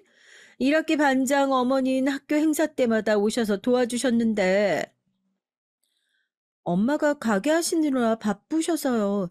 다음엔 간식이라도 한번 보내달라고 말씀드릴게요. 저도 처음 들었을 땐 당황하고 창피했습니다. 대놓고 다른 아이들 부모님과 비교당하는 것 같아 기분이 좋지 않았거든요. 하지만 그것도 한두 번이지 매번 듣다 보니 면역이 생기더라고요. 제가 어떻게 얘기하면 선생님들이 대충 하고 넘어가실지 알게 됐거든요. 어머, 어머, 수진아. 누가 보면 내가 너한테 간식 사오라고 말한 줄 알겠다. 요즘은 절대 학교에서 학부모한테 그런 거 요구 못해. 내 말은 그래도 네가 반장인데 어머님이 학교 일에 별로 관심이 없으신 것 같아서 그런 거야. 모든 선생님이 그랬던 건 아니지만 우리 집 사정을 뻔히 아시면서도 어려운 요구를 하시는 분들이 계셨어요. 아버지가 안 계시다고 여러 번 말씀을 드렸는데도 진학 상담 때마다 어머니가 못 오시면 아버지라도 오시라고 하라고 호통을 치시던 분까지 있었죠. 제가 아무리 긍정적으로 씩씩하게 살아보려고 해도 아버지 없이 가난하게 사는 건 항상 녹록지 않았습니다. 성인이 돼서도 마찬가지였고요. 남들은 뭐든지 쉽게 쉽게 해내는 것 같은데 저에겐 인생이 그렇게 호락호락하지 않았어요. 약대 2학년을 다니던 중에 어머니께서 유방암에 걸리셨어요. 전 학업을 중단해야 했습니다. 당시에도 주변에선 말이 많았거든요. 그 좋은 대학을 다니다가 그만두면 어떻게 하냐고 했죠. 어머니도 마찬가지였고요. 이 애미가 못나서 딸내미 앞길을 망치는구나. 엄마 혼자 다 알아서 할 수 있어. 그러니까 제발 학교는 졸업해. 어머닌 제가 학교를 그만두면 병원에도 가지 않을 거라고 고집을 피우셨어요. 그 정도로 제가 학업을 그만두지 않길 바라셨습니다. 하지만 어쩔 수 없었어요. 어머니를 돌볼 수 있는 가족이라곤 저밖에 없었으니까요. 평생 저 하나만 바라보시고 키우느라 본인 몸은 돌볼 새도 없이 살아오신 어머니를 혼자 둘 수는 없었거든요. 더군다나 병원비도 만만치 않았고요. 수술까진 어머니께서 모아두신 돈으로 어떻게든 해결했지만 자꾸만 암이 이곳저곳으로 전이가 됐어요. 수많은 검사와 본격 항암 치료를 받게 되자 병원비를 감당하기가 어려웠습니다. 그런 상황에 저까지 학자금 대출을 받을 수는 없었어요. 전 이런저런 걱정이 많았지만 우선 어머니를 하루라도 빨리 낳게 하는 게 급선무였으니 어머니께 일절 돈 얘기는 하지 않고 간호에만 신경 썼습니다. 전 결국 학교로 다시 돌아가지 못하고 취직을 했어요. 약사가 되진 못했지만 그래도 제약회사에 들어가서 사무보조 업무를 했어요. 많지 않아도 제가 나가서 돈을 벌기 시작하니 그래도 어머니 병원비를 감당할 수 있었습니다. 사회생활을 하다 보니 제가 지금까지 세상을 너무 모르고 있었다는 사실을 알았어요. 어머니의 빈자리가 어느 때보다 크게 느껴졌습니다. 돈 벌기 힘든 건 물론이고 살림하기도 쉽지 않더라고요. 출근하면서 어머니 병원에 왔다 갔다 하며 간호까지 하려니 정신이 없었어요. 그렇게 몇 년을 버텼습니다. 많지 않은 월급으로 생활하고 남은 돈은 조금씩 저축까지 했어요. 매일매일 정신없이 돌아갔지만 그래도 마음만은 행복했습니다. 아버진 병원에 그렇게 오래 계셨어도 결국은 저와 어머니의 곁을 떠나셨지만 어머닌 치료만 받으면 충분히 사실 수 있다는 게 다행이라고 생각했죠. 어머닌 정말 대단한 분이에요. 병이 완치가 되자마자 곧바로 또 가게에 나가셨습니다. 어머니의 사정을 아신 건물 주인분이 어머니가 병원에 계신 동안 월세를 일절 받지 않아서 곧바로 가게를 다시 시작할 수 있었어요. 그때 처음 알았죠. 세상에 저와 어머니 둘뿐만은 아니라는 걸요. 그전까진 항상 이 세상에 어머니와 저뿐이라고 생각했거든요. 어머니도 완치되고 집안 상황도 조금씩 나아지니 저도 연애도 하게 되고 결혼 생각도 들더라고요. 사실 그전까진 저에게 관심을 보이는 사람이 있어도 전혀 마음이 움직이질 않았거든요. 처음엔 다 좋다고 하다가도 우리 집 사정을 알게 되면 마음이 달라질 거란 마음이 항상 있었어요. 그러다 남자친구를 만났습니다. 남자친구는 직장에서 알게 된 사람이었는데 약사 자격증이 있는 제약회사 연구원이었어요. 처음엔 남자친구가 저에게 호감을 보였을 때 전 남자친구를 멀리했습니다. 저와 남자친구는 조건이 맞지 않는다고 생각했거든요.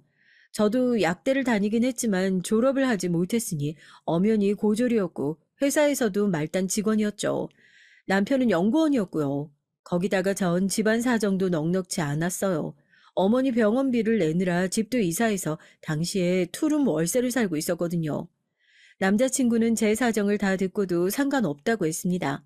남자친구는 저를 행복하게 해줄 자신이 있다고 했어요. 하지만 그 마음은 오래가지 않았습니다. 저도 처음엔 남자친구를 믿었죠. 워낙 제 앞에서 자신 있게 말했거든요. 그런데 처음 남자친구네 집에 인사 갔을 때 알았습니다. 남편은 정말 저와 결혼해서 행복하게 살 생각만 있었지 자신의 부모님이 어떤 분인지 생각하지 않았던 거예요.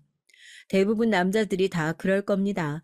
세상 시어머니들이 다 시집살이를 시켜도 자신의 어머니는 절대 그러지 않을 거라는 이상한 착각 속에 살죠. 제 남자친구가 딱 그랬습니다. 남자친구는 제가 인사 가기 전까지 부모님께 저에 대한 정보를 일절 얘기하지 않았더라고요. 그래서 제가 처음 인사 갔을 때 얼마나 당황했는지 몰라요. 남자친구의 부모님께서 제가 자리에 앉자마자 어느 대학을 나왔는지부터 물어보시더라고요. 전 순간 당황했지만 그래도 어른들 입장엔 당연히 궁금하실 것 같아 차분하게 대답했습니다. 그런데 제가 대학을 졸업하지 못했다고 말하자 남자친구의 부모님께선 난색을 표하시더군요. 요즘같이 개나 소나 다 대학 가기 쉬운 세상에 도대체 무슨 깡으로 대학도 졸업을 못했어? 그래도 용케 취직이 됐네? 엄마, 무슨 말을 그렇게 해. 수진이가 졸업은 못했어도 나랑 같은 약대 출신이야. 약대 출신은 무슨 졸업도 하고 자격증도 따야 약대 출신이라고 할 수 있는 거지. 어쨌든 고졸이란 소리 아니냐? 지금까지 고졸 사원으로 살면서 대학을 졸업하지 못했던 일에 대해 주변에서도 무수히 많은 얘기를 들었지만 남자친구의 부모님을 만나던 바로 그 날이 저에게도 가장 당황스러웠던 날인 것 같아요. 제가 무슨 큰 잘못이라도 저지른 것처럼 구시니까 할 말이 없더라고요. 하지만 전 무슨 말이라도 해야 할 것 같아 애써 분위기를 맞춰보려 노력했습니다. 당시에 어머니께서 유방암으로 투병 생활을 하시게 돼서 제가 간호를 해야 했거든요. 그래서 학교도 졸업 못했습니다. 전 사실대로 말씀을 드렸어요. 그러자 질문은 꼬리에 꼬리를 물고 이어지더군요. 아버지랑 다른 형제들은 뭐라고 대학생 딸내미가 엄마 병원 간호를 해? 준수 씨가 저에 대해 전혀 얘기를 안 했나 봐요. 저희 아버지 어릴 때 일찍 돌아가셨어요. 형제도 없어서 어머니랑 저 둘뿐입니다. 뭐? 홀어머니랑 단둘이 살았다고? 거기다가 유방암, 어머, 암이면 무조건 유전되는 거잖아. 엄마, 그게 무슨 소리야? 물론 암은 유전될 확률이 많지만 그렇다고 100% 걸리는 건 아니야. 매년 건강검진 잘 하고 관리하면 돼. 얘기는 제가 예상하지 못한 방향으로 흘러갔습니다. 저도 남자친구의 부모님께서 제가 고졸이라는 것과 홀어머니의 외동딸이라는 것까지 마음에 안 들어 하시는 것 정도는 어느 정도 이해할 수 있었어요. 그런데 어머니의 투병 사실까지 들먹이시며 얘기하시는데 정말 손이 다 떨리더라고요. 그날 전 마음이 상해서 집에 돌아왔습니다. 그리고 그날 저녁 남자친구에게 연락이 왔는데 부모님께서 절 며느리감으로 마음에 들지 않는다고 하셨답니다. 저도 예상했던 일이지만 막상 직접 들으니 상처가 되더군요. 드디어 사랑하는 사람을 만나 행복한 가정을 만들고 살 꿈에 부풀어 있었는데 시작부터 무너지니 아무리 긍정적으로 생각하려고 해도 마음이 잡히질 않더라고요. 남자친구는 어떻게든 부모님 마음을 돌리겠다고 했지만 전 기분이 좋지 않았어요. 저에게 워낙 잘하고 우리 집 사정까지 다 이해해주는 남자친구에겐 고마웠지만 이미 저에 대한 마음이 좋지 않으신 남자친구 부모님께서 남자친구가 결혼하겠다고 우긴다고 그 마음이 달라지실까 싶었습니다. 더군다나 진심도 아닌데 억지로 저를 받아주신다고 그 결혼 생활이 행복해질 수 있을까 걱정도 됐고요. 남자친구의 부모님을 만나고 나서 전 결혼을 망설일 수밖에 없었어요. 제가 남자친구와의 결혼을 망설이고 있다는 걸 안 남자친구가 성급하게 굴었습니다. 저와 절대 헤어질 수 없다면서 결혼을 밀어붙였어요. 부모님이 반대하셔도 저와 결혼하겠대요. 부모님과 연을 끊어도 말이죠. 전 그럴 수 없었어요. 저 때문에 부모 자식 간의 연을 끊게 할 수는 없었거든요. 그렇다고 남자친구와 헤어질 수도 없었습니다. 고민 끝에 마지막으로 남자친구의 부모님의 마음을 돌려보기 위해 제가 노력해보기로 했어요. 눈에 보이는 조건들이야 마음에 안 드실 수 있죠. 저에 대해 다 아시는 게 아니니까요. 제가 어떤 사람인지 차차 아시다 보면 마음이 달라지실 수 있을 거라고 기대했습니다. 전 남자친구의 부모님 눈에 들기 위해 최선을 다했어요. 우선 결혼 얘기는 접어두고 남자친구의 부모님과 친해지는 데 힘썼습니다. 남자친구도 함께 노력했지만 생각처럼 쉽지만은 않았죠. 한 번은 이런 적도 있었어요. 남자친구의 어머님 생신이 다가온다고 해서 회사 근처 맛집을 예약했거든요. 남자친구에게 듣기론 어머니께서 해산물을 워낙 좋아하신다고 하더라고요. 전 점심시간에 백화점까지 들러 선물까지 샀습니다. 어머니께서 좋아하신다는 브랜드까지 미리 알아내서 새로 나온 신상 지갑을 샀죠. 저로선 여러모로 무리한 거지만 자주 있는 일도 아니고 생신이니까 이 정도는 할 수 있다고 생각하고 기쁜 마음으로 준비를 했어요. 그런데 모두 다 제 마음 같진 않더군요. 미리 주문한 식사가 서빙됐는데 어머니께서 생신인데 미역국을 못 드셨다고 하시더라고요. 전 마음이 쓰여 미역국도 함께 주문했습니다. 그런데 어머니께서 미역국을 한술 뜨시더니 미간을 확 구기시더라고요. 전 신경이 쓰여 맛이 없으시냐고 물었습니다. 생일상은 자고로 손맛이 중요한 건데 남이 끓여준 미역국이라 그런가 영 맛이 없네. 이래서 엄만 딸이 있어야 돼. 아들만 줄줄이 둘이니 평생 미역국 한 그릇 제대로 못 얻어먹는다니까. 남자친구의 어머니는 갑자기 하소연을 늘어놓으셨어요. 아들만 둘이라 집안에 여자가 없어서인지 결혼하고 지금까지 누구한테도 미역국을 얻어먹은 적이 없으시대요. 저도 속으로는 그게 왜 아들만 있어서인가 남편한테 끓여달라고 하면 되지라고 생각했지만 그렇게 말할 수 없었습니다. 오히려 이 상황을 기회로 만들어야겠다 싶었죠. 저는 남자친구의 어머니에게 점수를 따기 위해 입 바른 소리를 좀 했어요. 자기는 어머님 미역국도 한 번 안 끓여드리고 뭐 했어. 어머님 앞으로 어머님 미역국은 제가 매년 끓여드릴게요. 걱정하지 마세요. 어머, 그래. 수진이 네가 생각보다 살갑고 센스도 있구나. 식당도 미리미리 예약해놓고 선물도 내가 좋아하는 브랜드라 너무 마음에 들어. 다행히도 어머니께서 식당도 선물도 마음에 들어 하셨죠. 엄마에게도 잘 떨지 않는 애교를 남자친구의 어머니에게 하려니 영 민망했지만 그래도 어머니와 한결 친해진 것 같아 기분이 좋았습니다. 그런데 그때 남자친구의 아버님께서 들고 있던 수저를 탁 소리가 나게 3개 내려놓으시더라고요. 생일이 뭐가 되으라고 계속 미역국 타령이야? 며느리가 시어머니 미역국만 끓여주면 다 되는 거야? 어이구, 저 옆였네. 자기가 약사 아들 만들었다고 무조건 약국 차려줄 수 있는 처가에 장가 보낸다고 하더니만 그까진 미역국에 홀라당 넘어가는 거 봐라. 가까워졌다고 생각한 건 순전히 제 착각이었습니다. 남자친구 아버님께선 제 앞에서 당신은 약국을 차려줄 수 있는 며느리를 원한다고 대놓고 말씀하셨어요. 전 눈물이 왈칵했지만 애써 꾹 참았죠. 어쩌겠어요. 남자친구 부모님의 마음에 들기 위해 노력하기로 한 이상 이 정도는 꾹 참아야죠. 하지만 남자친구 부모님 마음에 들기란 약대에 합격하는 것보다 훨씬 더 힘들었습니다. 어느 날이에요. 퇴근하고 집에 갔는데 남자친구 어머님에게 연락이 왔어요. 어머니께서 저에게 먼저 전화한 것은 처음이라 전 아무것도 모르고 마냥 너무 기뻤습니다.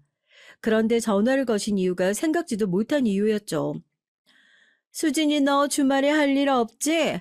이번 주말에 우리 집에서 김장하는데 와서 좀 도울래? 어머님 김장 직접 하세요? 대단하세요. 당연히 제가 도와야죠. 아침 일찍 갈게요. 지금 생각해보면 제가 참 철이 없었어요. 김장하러 오라는 말이 뭐가 좋다고 그렇게 좋아했나 모르겠습니다.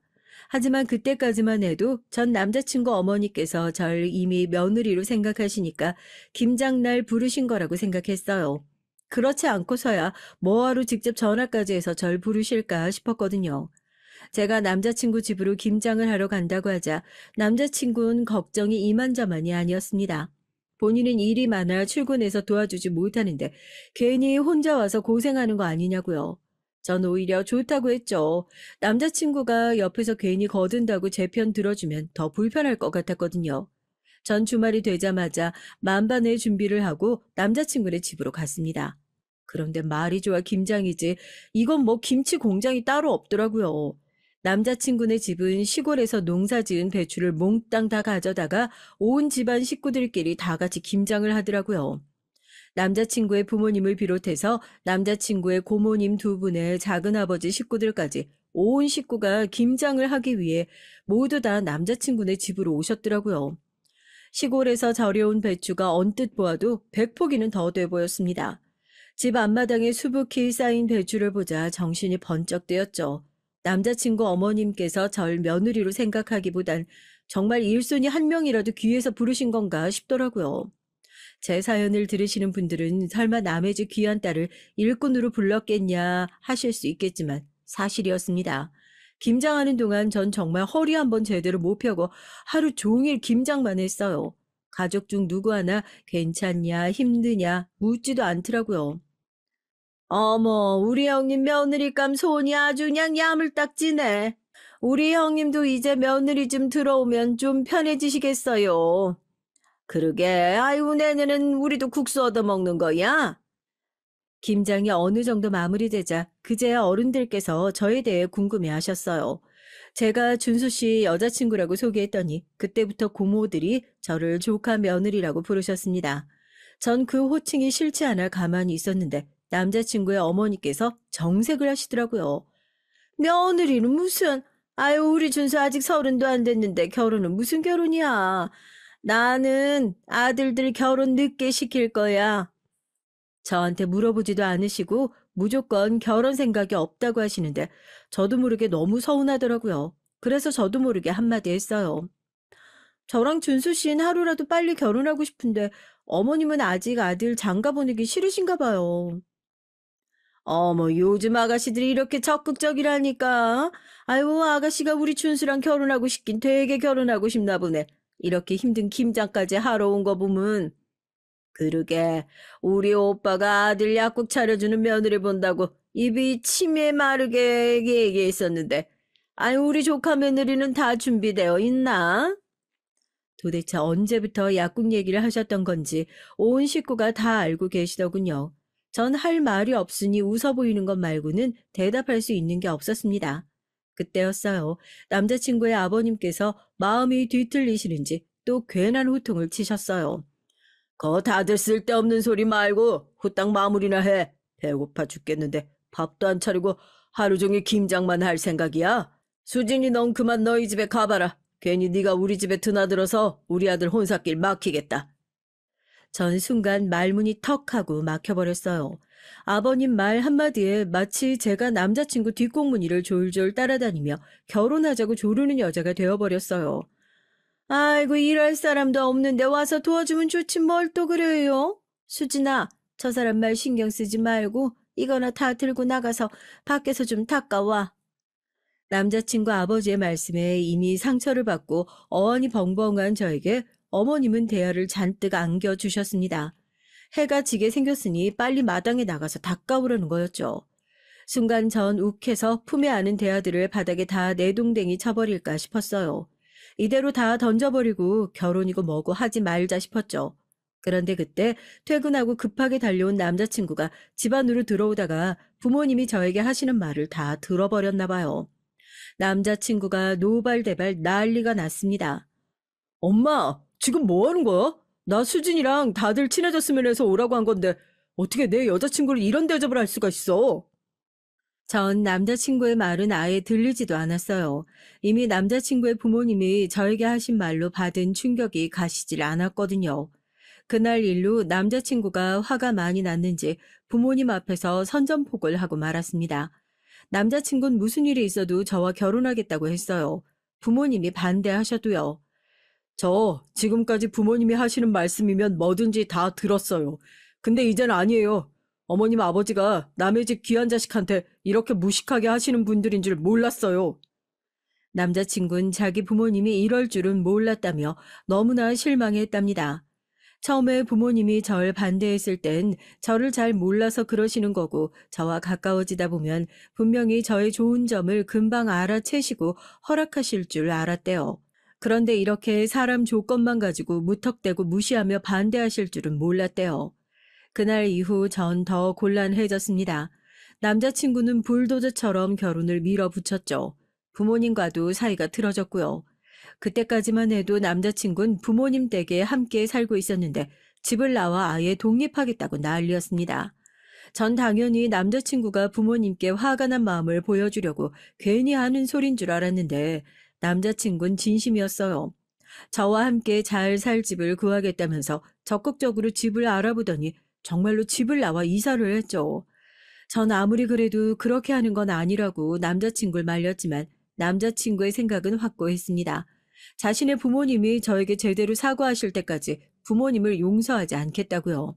전 이런 방법이 과연 통할까 싶었는데 정말 통하더라고요. 저한텐 그렇게 함부로 대하시더니 당신네 아들이라면 꼼짝 못 하시더라고요. 아들이 정말 집을 구해서 나가버리자 마음이 급해지신 부모님은 저를 찾아오셨습니다. 물론 남자친구 말처럼 저에게 지난 일을 사과하신 건 아니에요. 아들이 저렇게까지 나오니 어쩔 수 없이 결혼을 허락해 주겠다는 식의 얘기였죠. 전 반신반의했어요. 정말 이대로 결혼을 하는 게 맞나 고민이 됐습니다. 남자친구와 결혼을 하는 거에 대해선 전혀 불안한 게 없었는데 아무래도 시부모님 되실 분들과 제가 정말 가족이 되어 잘 지낼 수 있을까 확신이 없었어요. 결혼하고 나서도 절 무시하고 막대하시면 제가 어떤 선택을 해야 할지 암담했거든요. 하지만 눈 깜짝할 새에 남자친구의 지위로 결혼 준비는 일사천리로 진행됐습니다. 남자친구가 저와 살겠다고 계약한 전셋집에 이것저것 생활용품을 정리해 놓고 웨딩 촬영까지 하고 보니 결혼식이 한 달밖에 남지 않았더라고요. 저와 남자친구는 매일 퇴근하면 앞으로 함께 할 신혼집에 매일 같이 가서 앞으로의 계획을 세웠어요. 결혼하면 밥은 누가 하고 설거지는 누가 할 건지, 아이는 몇이나 낳을 건지 생각하며 상상의 나래를 펼쳤죠. 그런데 행복도 잠시 저에게 믿을 수 없는 사건이 벌어졌습니다. 결혼 전 남자친구와 건강검진을 함께 받으러 갔는데 말도 안 되는 얘기를 들었어요. 처음엔 유방에 이상한 게 보인다고 해서 정밀 검사를 받았는데 글쎄 제가 유방암이랍니다. 어머니가 유방암에 걸리신 적이 있다 보니 전 20대 초반부터 매년 검사를 받았었어요. 10년 가까이 전혀 문제가 없어서 안심하고 있었는데 결혼 전에 저에게 이런 일이 생길 줄은 꿈에도 몰랐죠. 다행히 유방암 초기 단계라서 검사를 조금 더 진행해보고 수술 여부와 항암 여부를 결정하기로 하고 돌아왔습니다. 그래도 매년 검사를 한 덕분에 빨리 알게 돼서 전 다행이라고 생각했어요. 그런데 문제는 제 유방암이 아니었습니다.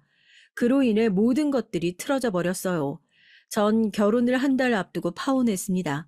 그런 결정을 할 수밖에 없었던 건 역시나 제가 우려했던 대로 예비 시부모님들은 절 가족으로 받아들일 생각이 애초에 없는 분들이었다는 거예요. 물론 결혼을 앞두고 신부가 암에 걸렸으니 좋아할 시댁 식구가 어디 있겠어요. 파혼 얘기가 충분히 나올 수 있는 일이죠. 하지만 예비 시부모님의 반응은 정말 제가 예상하지 못했던 반응이었습니다. 예비 시댁에 가기 전부터 전 어떤 소리를 듣게 돼도 상처받지 말아야지 굳게 마음먹고 갔어요. 남자친구는 시부모님이 무슨 소리를 하든 본인이 알아서 해결할 테니 저에게 걱정하지 말라고 했어요. 어머, 어머, 거봐. 내가 뭐랬니? 암은 무조건 유전이라니까. 아휴, 그래도 얼마나 다행이니. 결혼 전에 알아서. 이게 다 우리가 열심히 제사 지낸 덕이다. 이건 누가 봐도 조상님이 우리 집안을 살려주신 거야. 전 제 두 귀로 똑똑히 듣고도 제 귀를 의심했어요. 누가 보면 저에게 좋은 일이라도 생긴 줄 알겠어요. 마치 제가 암에 걸린 게 잘 됐다는 것처럼 들렸습니다. 엄마, 결혼 전에 알아서 다행이라니. 수진이 유방암 걸렸다고 설마 우리 결혼 못하게 하려고 이러는 거야? 얘는 당연한 소리를 하고 있어. 당연히 결혼 못하지. 천만다행으로 결혼식 전에 알았으니 얼마나 다행이야. 지금 당장 파혼해. 내가 말했었죠. 무슨 일이 있어도 수진이랑 꼭 결혼할 거라고. 난 원래 날짜에 결혼식 올리고 수진이랑 병원 같이 다니면서 치료할 거니까 말도 안 되는 소리 하지 말아요. 남자친구는 완강했어요. 신혼여행만 취소하고 식을 올리자마자 저와 병원에 다니면서 치료에 집중할 거라고 했죠. 이 정신 나간 녀석이 지금 무슨 소리를 하는 거야?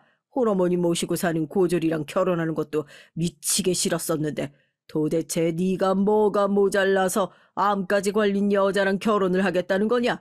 개 같은 소리 하지 말고 당장 예식장부터 취소해. 가만히 앉아 남자친구와 부모님이 나누는 얘기를 듣다 보니 전 기가 막혀서 웃음이 튀어나오더군요. 제가 지금까지 얼마나 멍청한 짓을 하고 있었는지 그제야 알았어요. 처음부터 전 남자친구와 결혼하겠다고 결정해서는 안 됐습니다. 전 홀가분한 마음으로 자리를 박차고 일어났어요. 됐습니다. 이제 그만 얘기하세요.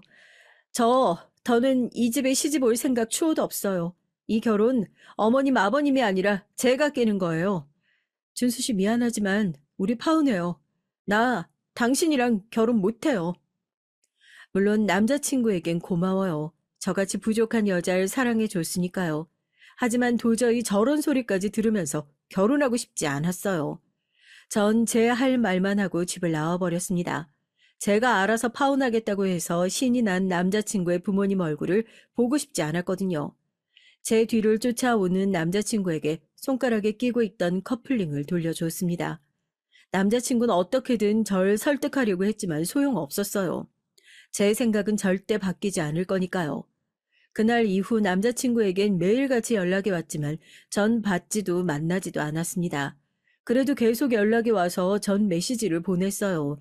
아무리 남자가 좋아도 절 지나가는 똥개 정도로 취급하지 않는 어른을 시부모님으로 모시고 살 수는 없다고요. 물론 어른들 말씀이 다 틀린 건 아닙니다. 맞아요. 어느 부모가 암에 걸린 여자를 며느리로 받아주고 싶겠어요. 저라도 쉽지 않을 거예요.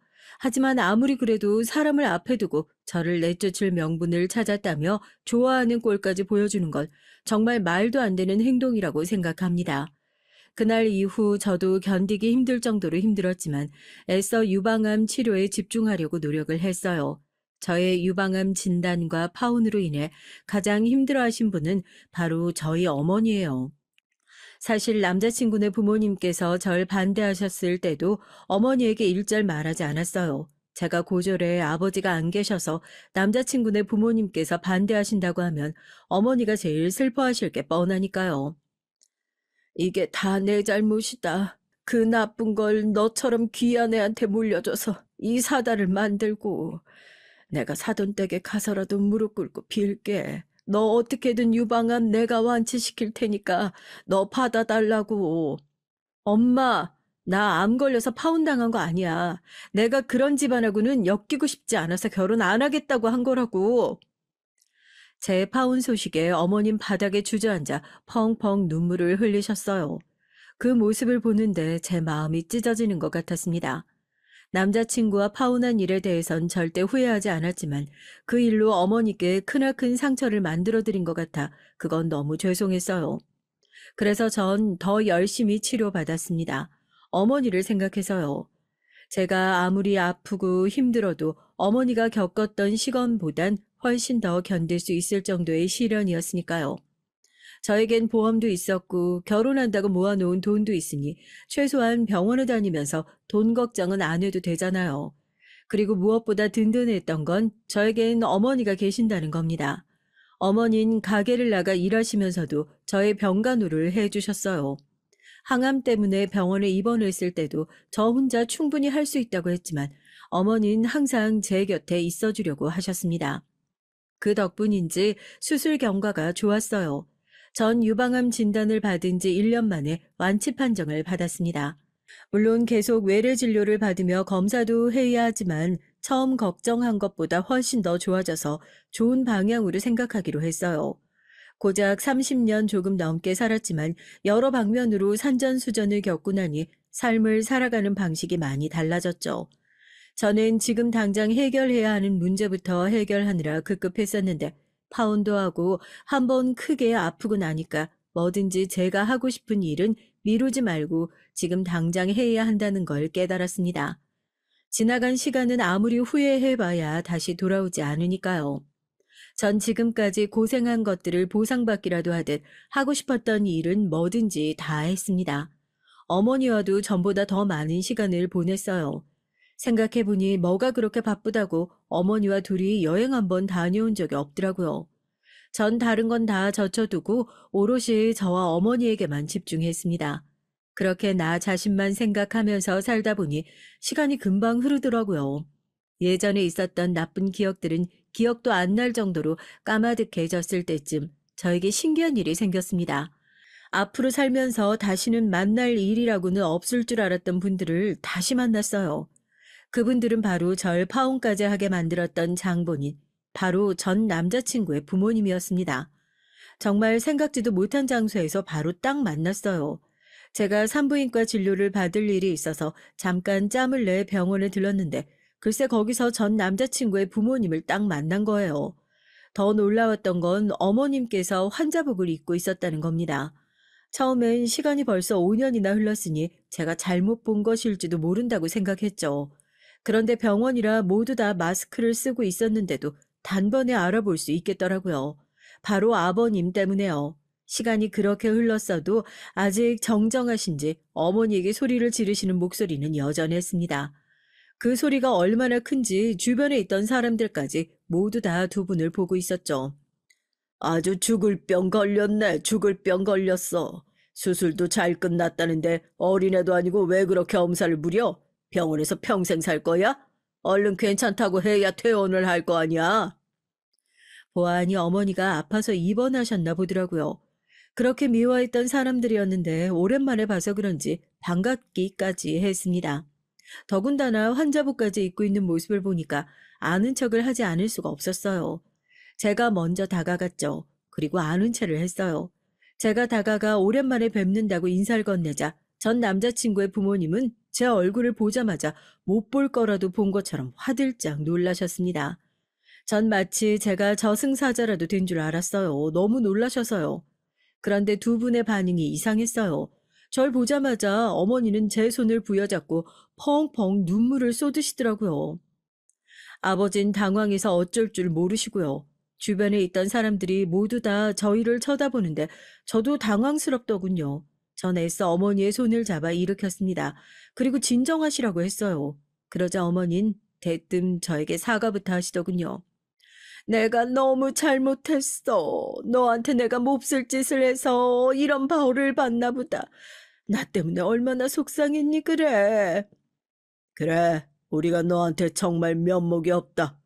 준수가 계속 너한테 연락했는데도 네가 전화도 안 받고 아예 연락처도 바꿔버렸다며. 그래서 우리가 너한테 사과하고 싶어도 연락을 못했어. 생각지도 못한 일이었습니다. 사실 언젠가 우연이라도 만날 수 있지 않을까 상상한 적은 있어요. 만약 만나게 되더라도 두 분에게 사과를 받을 수 있을 거라곤 생각도 하지 못했습니다. 당신의 귀한 아들이 사과하라고 했을 때도 절대 하지 않았으니까요. 그런데 두 분께서 제게 이러시는 이유가 있었어요. 제가 저만 생각하며 행복하게 살아온 5년 동안 전 남자친구네 집안엔 말로 다 할 수 없는 크고 작은 일들이 있었더군요. 먼저 어머니께서 병원에 계신 이유는 어머니께서 자궁경부암에 걸리셨답니다. 그래서 얼마 전에 수술을 하고 입원 중이시라네요. 더군다나 저와 파혼하고 나서 남자친구는 부모님과 인연을 끊었대요. 준수도 너랑 헤어지고 나서 완전히 부모한테 등 돌렸어. 아예 이제 연락도 안 한다니까. 내가 자궁경부암 걸렸다고 했더니만 그게 다 내가 너한테 모질게 해서 내가 벌 받는 거라고 하는 거 있지? 그랬습니다. 저와 남자친구가 파혼하고 나서 남자친구는 철저하게 부모를 외면하고 살았나 보더군요. 어머니가 자궁경부암에 걸렸는데도 일절 와보지도 않고 연락도 한 통 안 했답니다. 예전의 생각을 하면 두 분과 말도 섞고 싶지 않았지만 암에 걸려 아프다는 얘기를 들으니 저도 모르게 마음이 좋지 않았어요. 암이라는 병이 얼마나 힘든 병인지 누구보다 제가 잘 아니까요. 환자도 보호자도 서로 굳게 마음을 먹고 함께 이겨내야 하는 병인데 자식에게 철저히 외면당하면 그거만큼 힘든 게 없을 거예요. 그래도 어머님께선 아버님이 계시잖아요. 지금도 같이 병원에 계신 모습 보니까 그래도 다행이다 싶네요.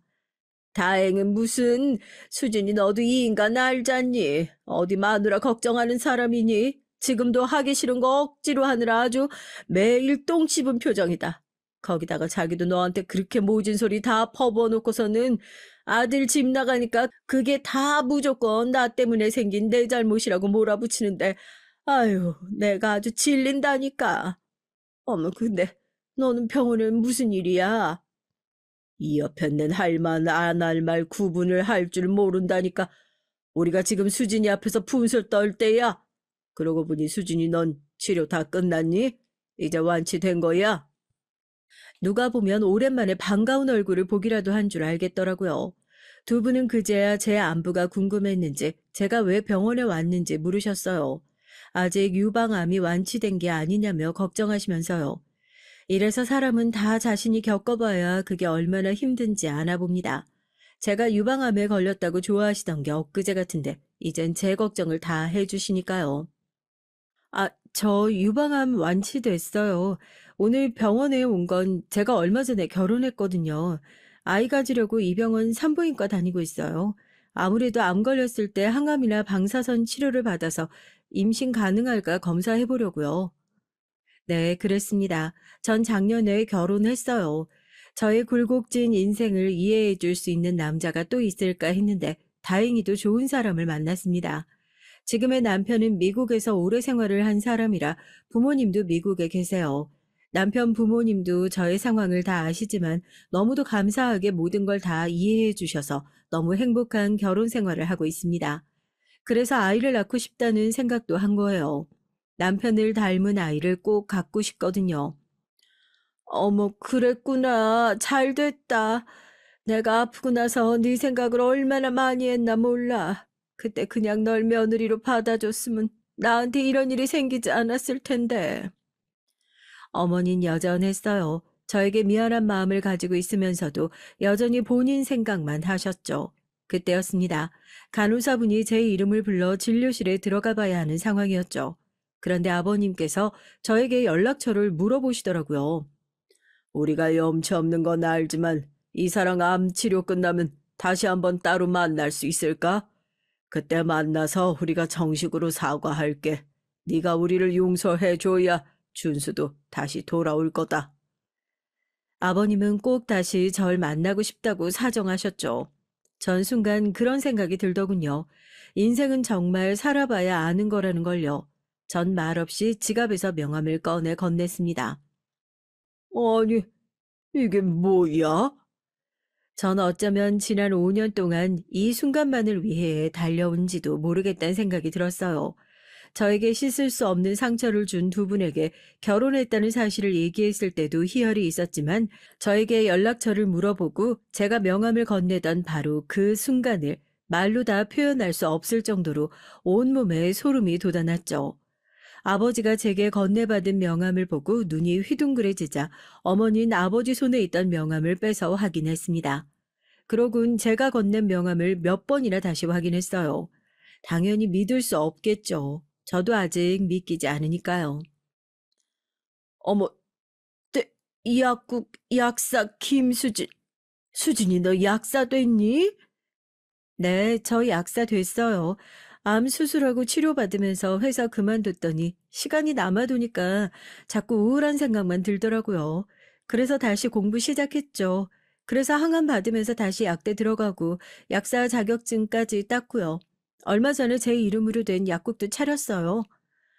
저는 어느 때보다 허리 꼿꼿하게 세우고 당당하게 말했습니다. 어머닌 약국이라는 말만 듣고도 입을 다물지 못했죠. 놀랐겠죠. 아들 장가 한번 잘 보내서 약국까지 차려주시려고 했던 분들이 제가 당신의 아들보다 먼저 결혼해서 먼저 약국을 차릴 거라곤 꿈에도 모르셨을 테니까요. 네가 어떻게 이 약국을 차렸어? 너 로또라도 된 거냐? 로또 맞았죠. 제 남편이 저한텐 로또거든요. 제 남편 치과 의사예요. 집안도 대대로 미국에서 의사라 얼마 전에 한국에 개원했거든요. 남편 병원 바로 아래층에 제 약국도 차려줬어요. 전 진료실에 들어가야 한다는 상황도 까먹고 제 근황을 얘기했습니다. 아픈 분에게 이런 자랑을 늘어놓는다는 게 한편으론 미안했지만 그래도 어쩌겠어요? 이런 기회가 어디 흔한가요?